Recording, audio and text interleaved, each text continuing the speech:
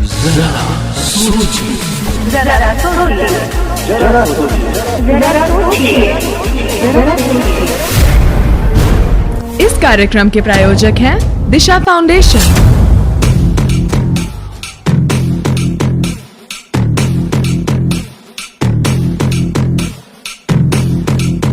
जरा सोचिए। जी FM rainbow पर फिर आ गया आपका दोस्त एसआर यानी संतोष राव लेकर दिशा फाउंडेशन की नई प्रस्तुति जरा सोचिए। दोस्तों, किसी ने सच ही कहा है कि औरत से ही सारा जहां है, सारे जहां की खुशियां हैं। ये दुनिया है, आन बान शान है, फिर भी औरत ही औरत की दुश्मन क्यों है, जरा सोचिए। जी हां, यही सच्चाई है कि अगर एक औरत दूसरी औरत की दुश्मन नहीं होती तो आज नारी को अपना हक और अपनी मंजिल पाने के लिए इतना संघर्ष नहीं करना पड़ता।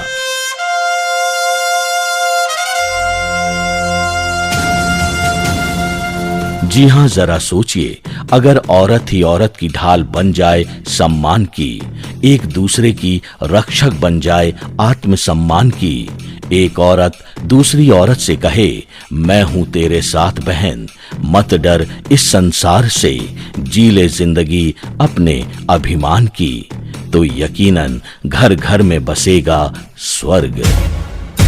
जरा सोचिए, जरा सोचिए। दोस्तों, आज औरत ही औरत की दुश्मन क्यों है, आइए जानने की कोशिश करते हैं एडवोकेट वंदना चौहान से। जरा सोचिए। वंदना जी, प्रोग्राम में आपका बहुत बहुत स्वागत है। धन्यवाद सर। वंदना जी, जैसा कि हमने जिक्र कर ही दिया है कि आप एडवोकेट हैं, जी तो एक बात मैं आपसे जानना चाहूंगा, बिल्कुल सच सच बताइएगा जी बताइए। कि औरत ही औरत की दुश्मन क्यों है। देखिए, हम अगर अपने घर से शुरुआत करते हैं तो वहीं से हमें समझ में आ जाता है कि औरत औरत की दुश्मन है। क्यों है? क्यों है? क्योंकि उनमें मुझे ये लगता है कि आपस में एक कंपटीशन है। तुलसीदास जी ने कहा है कि नारी न मोहे नारी के रूपा। तो नारी का उत्थान, मुझे लगता है कि वही जेलस की एक जो फीलिंग है, शादी के बाद भी होता है, घर के बाहर भी होता है। यही नहीं, अब घर में हम देखते हैं सास बहू या ननंद भाभी का जो रिलेशन है, तो सास बहू में वो ये सोचती हैं कि जो मेरे साथ अत्याचार हुए हैं, मैंने तो इतना सहा है, तो फिर ये क्यों ना सहे। इसके साथ भी होना चाहिए कुछ तो ऐसे ही ननंद भाभी में भी एक कंपैरेटिव स्टडी टाइप बनी रहती है। उनको लगता है कि भाई मुझे ये अपॉर्चुनिटी मिली है, उसको ये मिली है, तो हम दोनों ने इस अपॉर्चुनिटी के मिलने पे क्या अचीव किया है। तो जहाँ पे कंपैरिजन शुरू हो जाता है वहाँ पे जेलस आ ही जाती है, और जहाँ पे जेलसी की भावना आ जाती है तो वहाँ पे वो दुश्मनी, जैसे हम कहते हैं, जो आप कह रहे हैं ना, औरत की औरत दुश्मन क्यों है, क्योंकि वो हर किसी को अपने आप से कंपेयर करती है। लाइक इतनी एज में मैं इतनी अच्छी दिख रही हूँ, ये मुझसे अच्छी क्यों दिख रही है। या लाइक मैं इतना मतलब अचीव कर पाई हूँ, इतना पढ़ के BLLB LLM करके मैंने इतना अचीव किया, सामने वाली ने मुझसे ज्यादा कैसे किया है। तो उसकी कमियां निकालना, इसको कहते हैं, अगर हम दूसरे के गुण और दोषों को देखने लगते हैं तो वहीं पे मुझे लगता है कि वो हमारा ही दोष होता है सबसे बड़ा। अच्छा, तो क्या आपको लगता है कि महिलाएं कभी दोस्त बनकर नहीं रह सकती? बिल्कुल रह सकती हैं। उनकी दोस्ती भी ऐसी होती है जैसी हम जिनकी हम मिसाल देते हैं। आपको लगता है कि अगर ये आपसी मनमुटाव खत्म हो जाए तो घर में शांति भी रहेगी और यही घर एक मंदिर की तरह होगा? घर ही नहीं, हमारा समाज, हमारा देश भी एक मंदिर की तरह हो जाएगा। जरा सोचिए, जरा सोचिए, जरा सोचिए। कोमल है, कमजोर नहीं तू, शक्ति का नाम ही नारी है, जग को जीवन देने वाली मौत भी तुझसे हारी है। कोमल है, कमजोर नहीं, शक्ति का नाम ही नारी है, जग को जीवन देने वाली मौत भी तुझसे हारी है। कोमल है, कमजोर नहीं तू, शक्ति का नाम ही नारी है,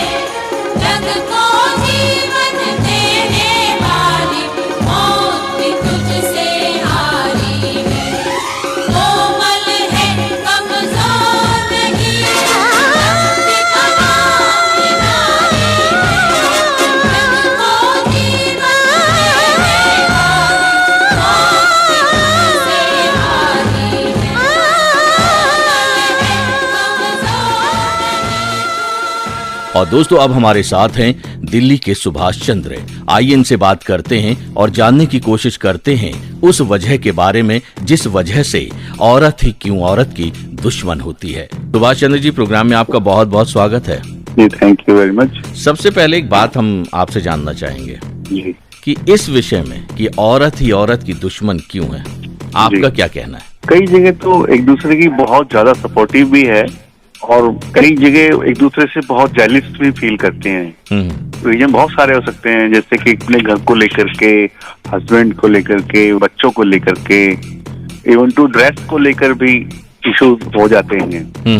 जो कई बार जैसे किसी ने 2000 रुपए की कोई साड़ी पहनी है तो वो दूसरी को अगर पता लगे तो शी फील लाइक जेलिस, इसने 2000 रुपए की sari, how is it possible कि वो ऐसा की, और ये मेरे से ही मिलती जुलती ही क्यों पहनी है, या मेरे जैसे सैंडल्स क्यों हैं, या मेरे जैसे हेयर स्टाइल, मुझसे ज्यादा ब्यूटी क्यों दिखना चाहती है वो। मतलब महिलाओं की नजर से देखें तो वो जेलसी कहलाएगी, ये एब्सोल्युटली। लेकिन हम पुरुष लोग जो हैं वो ये सोचते हैं कि औरत औरत की दुश्मन है। बिल्कुल है ना, क्योंकि वो औरत को लड़ने के लिए एक दूसरी औरत से कोई रीजन की जरूरत ही नहीं है। अच्छा, इतनी जेलसी होती है कभी कभी। जी हाँ, चाहे हम घर में देखें या हम ऑफिस में देखें, कहीं भी देखें, इस तरह की भावना हमें देखने को मिलती है। जी बिल्कुल, मतलब अपने आप में ही कंपटीशन इनबिल्ट हो जाता है जिसका कोई मीनिंग ही नहीं है। जरा सोचिए, जरा सोचिए, जरा सोचिए। फूलों की रानी, बहारों की मलिका, तेरा मुस्कुराना गजब हो गया। फूलों की रानी, बहारों की मलिका, तेरा मुस्कुराना गजब हो गया। न दिल होश में है, न हम होश में है, नजर का मिलाना गजब हो गया। जी एफएम रेनबो पर आप सुन रहे हैं दिशा फाउंडेशन द्वारा प्रायोजित कार्यक्रम जरा सोचिए, एसआर यानी संतोष राव के साथ। और अब हमारे साथ हैं लेखिका और सामाजिक कार्यकर्ता विनीता शॉ।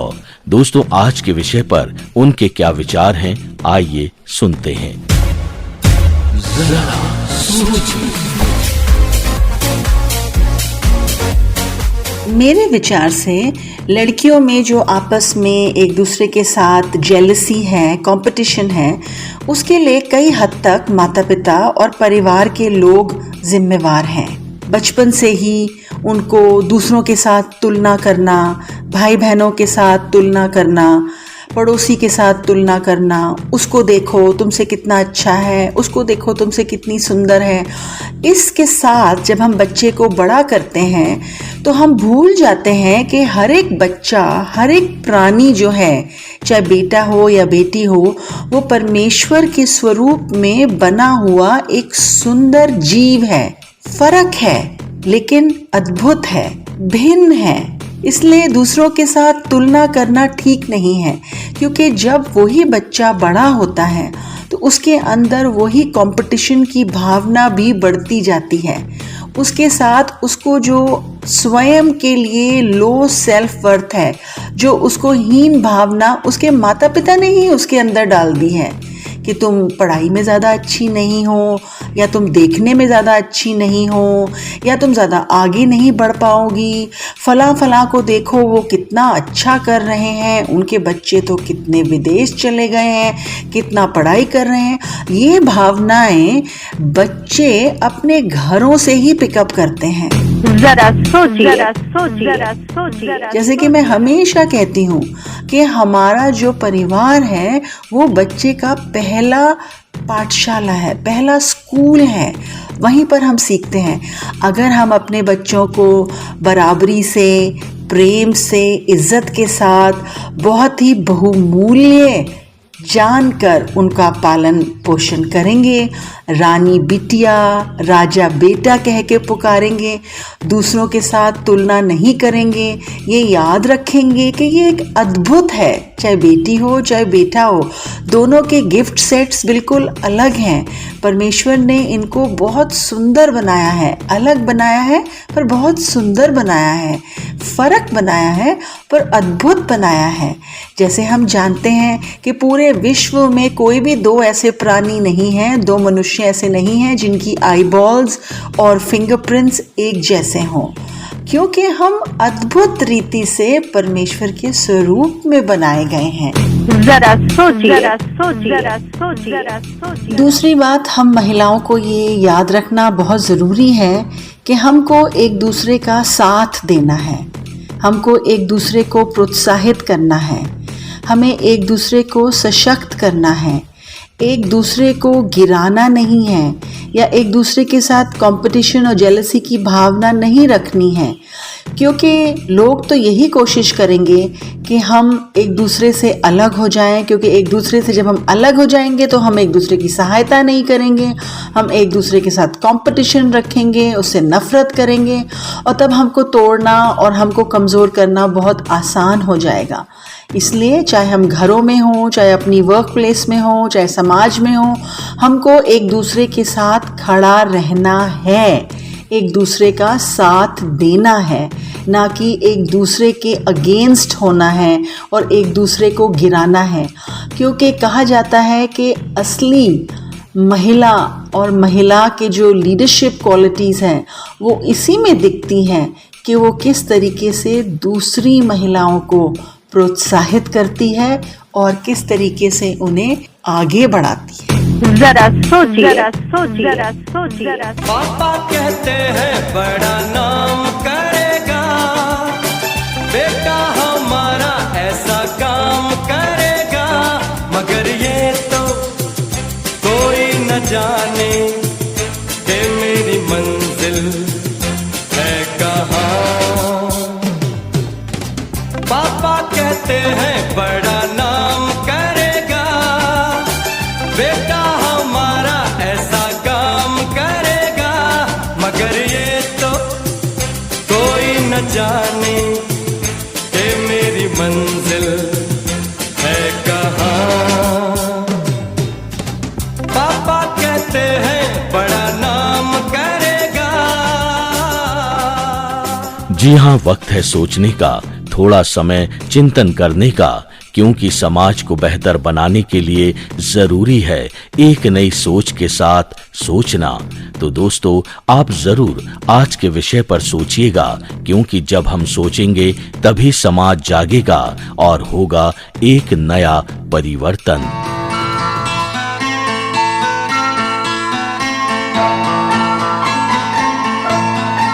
दोस्तों, अगर आप अपने अनुभवों को हमारे साथ साझा करना चाहते हैं या चाहती हैं या कुछ हमसे कहना चाहते हैं तो आप हमें फोन या मैसेज के जरिए जरूर बताएं। हमारा नंबर है 8826963986।